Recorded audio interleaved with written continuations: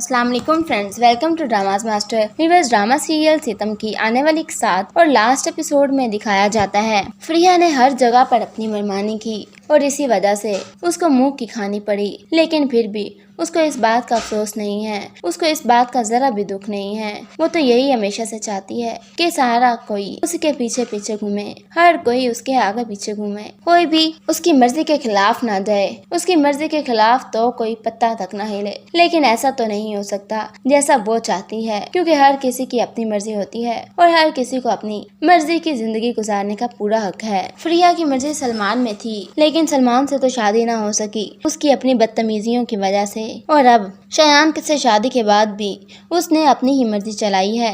कितनी दफा तो शयान ने और उसकी माँ ने बर्दाश्त किया, बल्कि हर दफा ही उन लोगों ने ये सब कुछ बर्दाश्त किया। आखिर कब तक ये बर्दाश्त करती? जब उनका सब्र खत्म हो गया, जब उनकी अपनी बेटी के साथ जुल्म शुरू हुआ, तब उनका सब्र खत्म हुआ। व्यूअर्स, आपके ख्याल में क्या इस तरह करना चाहिए? क्योंकि बहुत सी सास ऐसी होती हैं जो सिर्फ और सिर्फ अपनी दिली तस्कीन के लिए अपने घर को आबाद नहीं रहने देती, अपनी बहुओं को आबाद नहीं रहने देती, अपनी बहुओं के साथ गलत सलूक करती हैं, जबकि वो भी किसी की बेटी होती है।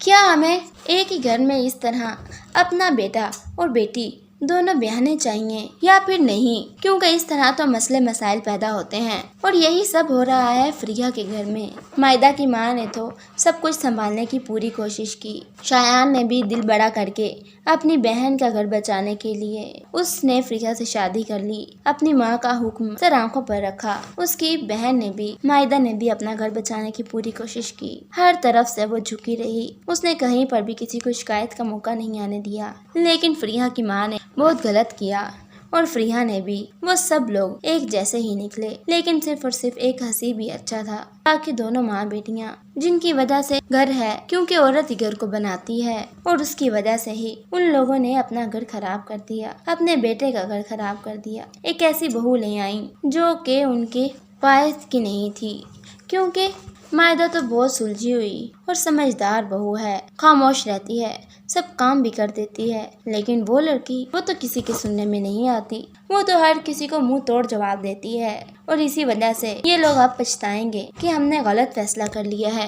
लेकिन हसीब तो अब अपनी दोनों बीवियों को लेकर अलहदा घर में शिफ्ट हो गया। हसीब की माँ बहुत रोती है, बहुत रोती है कि कितना गलत किया मेरे बेटे ने मेरे साथ। अब मेरी इस उम्र में, इस बुढ़ापे में मुझे अकेला छोड़ के खुद वो चला गया अपनी बीवियों के साथ रंगरलियां मनाने, जबकि वो ये नहीं जानती कि मायदा तो कभी भी ऐसा नहीं चाहती थी। मायदा ने तो आज तक ऐसा नहीं होने दिया। जब ये दूसरी औरत आई है तब से ही ये सब कुछ हो रहा है, और फिर भी उसने इस सारे मामले का कसूर मायदा को ही ठहराया। अब मायदा तो खुश है क्योंकि वो उस घर से निकल गई है। कम से कम 2 चुड़ैलों से तो उसकी जान छूटी, एक अपनी सास और एक अपनी नंद, बाकी बस एक ही रह गई। उसको तो क्या कर सकते हैं, जिधर भी हसीब जाएगा उन दोनों को उसके साथ ही रहना है। इतना तो अब मायदा को कॉम्प्रोमाइज करना ही पड़ेगा। लेकिन वो अच्छी औरत है, उसने आज तक कभी किसी चीज का गिला नहीं किया और वो उसके साथ निभा कर रखेगी, अगर वो औरत भी मायदा के साथ निभा कर रखे तो। दूसरी तरफ दिखाया जाता है मायदा अपनी माँ को बता रही होती है कि मैं बहुत ज्यादा खुश हूँ, हसीब मुझे दूसरे घर में ले आए हैं।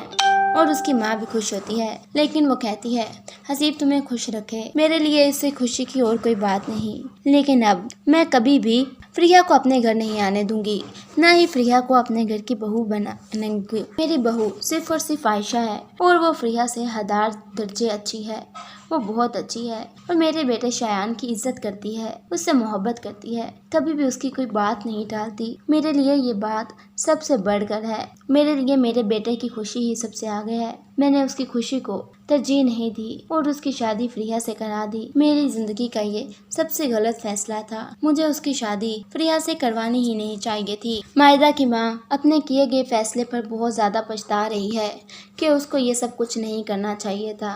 अब दूसरी तरफ फ्रिया तो रंगरलियां मना रही है, अपने दोस्तों के साथ, सलमान के साथ घूम फिर रही है। आए दिन कभी कहीं बाहर जाती है और कभी कहीं बाहर। फ्रिया की माँ तो अब घर पर अकेली ही है, ना उसकी बहुएं हैं घर पर और ना ही उसका अपना बेटा है। 1-2 दफा मायदा आती है अपनी सास के पास, उसके पास बैठी रहती है, बातें वगैरह करती है, लेकिन फिर भी मायदा की सास उल्टा उसी को बातें सुनाती है और कहती है तुम्हारी वजह से ये सब कुछ हुआ है, तुम्हारी वजह से मेरा बेटा मुझे छोड़ के चला गया। लेकिन मायदा इस बात का कोई जवाब नहीं देती। अभी भी प्रिया की माँ को इस बात का एहसास नहीं हुआ कि अगर ये सब कुछ मायदा ने करवाया होता तो मायदा अपनी सास से यहाँ पर मिलने न आती, जबकि उसकी दूसरी बहू तो एक दफ़ा भी नहीं आती अपनी सास से मिलने के लिए, उनका हाल चाल पूछने के लिए। ये बात हसीब करता है अपनी माँ से और कहता है मायदा बुरी नहीं है, आप बुरी हैं। आपने मायदा के साथ गलत किया, आपने साथ ही साथ शायान के साथ भी गलत किया है। आपने मायदा को मोहरा बनाकर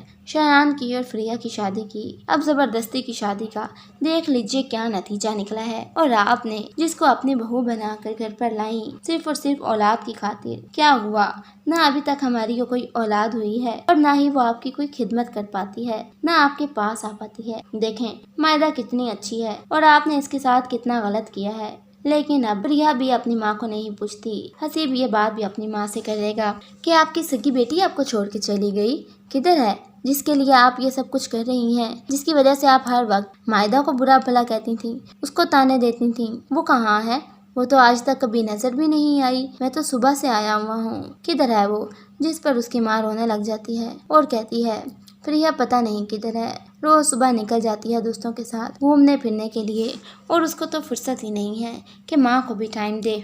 कि अचानक से प्रिया जो कि सलमान के साथ जा रही होती है, उनकी गाड़ी का बहुत बुरा एक्सीडेंट होता है और प्रिया अब हॉस्पिटल में पड़ी हुई है। कॉल आती है हॉस्पिटल से और उन सबको हॉस्पिटल बुलाया जाता है। प्रिया की माँ, उसका भाई और मायदा तीनों भागते हैं हॉस्पिटल। जाकर देखते हैं तो प्रिया की हालत बहुत ज्यादा खराब है और वो हमेशा के लिए माजूर हो चुकी है। उसकी टांगे काम करना छोड़ गई हैं। प्रिया अब व्हील चेयर पर है। प्रिया बहुत रोती है, बहुत रोती है। बहुत अरसा गुजर जाएगा लेकिन अभी भी प्रिया व्हील चेयर पर ही है। उसकी टांगे बिल्कुल भी काम नहीं करती।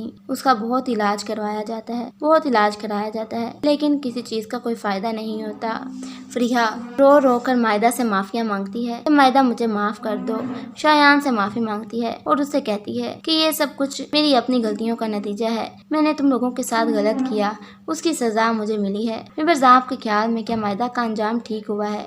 उसको इतनी खुशियाँ मिल गईं, इतनी खुशियाँ मिल गईं, अपनी जिंदगी में खुश है और उसके बाद प्रिया के साथ क्या ठीक हुआ है? उसको हमेशा के लिए इबरत बनाकर पेश किया जाना चाहिए। कमेंट सेक्शन में जरूर बताएं। मज़ीद ड्रामास प्रोमो के लिए चैनल को सब्सक्राइब करें। Thank you.